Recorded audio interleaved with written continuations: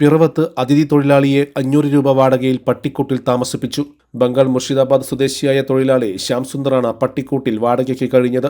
പിറവം പെരുവാ റോഡിൽ Piravom police station സമീപത്തുള്ള വീട്ടിലാണ് സംഭവം. ബിസിനസ്സുകാരനായ സ്വകാര്യ വ്യക്തിയുടെ വീടിനോട് ചേർന്നുള്ള വിശാലമായ പട്ടിക്കൂട്ടിലാണ് ശ്യാം സുന്ദർ കഴിഞ്ഞ 3 മാസമായി താമസിച്ചിരുന്നത്.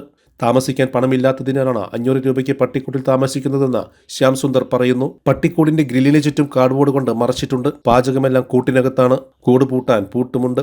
വീട്ടുടമയുടെ വീടിനോട് ചേർന്നാണ് പട്ടിക്കൂടുള്ളത്.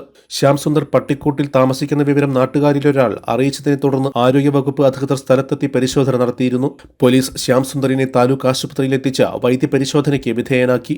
ആരോഗ്യ പ്രശ്നങ്ങളൊന്നുമില്ലാത്ത ശ്യാം സുന്ദർ സ്വന്തം ഇഷ്ടപ്രകാരം സൗകര്യമുള്ള സ്ഥലത്ത് താമസിച്ചതിന് എന്ത് നടപടിയെടുക്കുമെന്ന ആലോചനയിലാണ് പോലീസ്. News desk Media Vision. Do you know where India's best steel windows and doors factory is located? How many of you know that it is in Malappuram, the land of football? Vertec is the first company which introduced steel windows and doors as a brand in Kerala.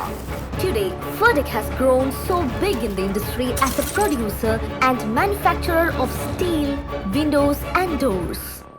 Vertec Industrial Park, India's best quality steel windows and doors.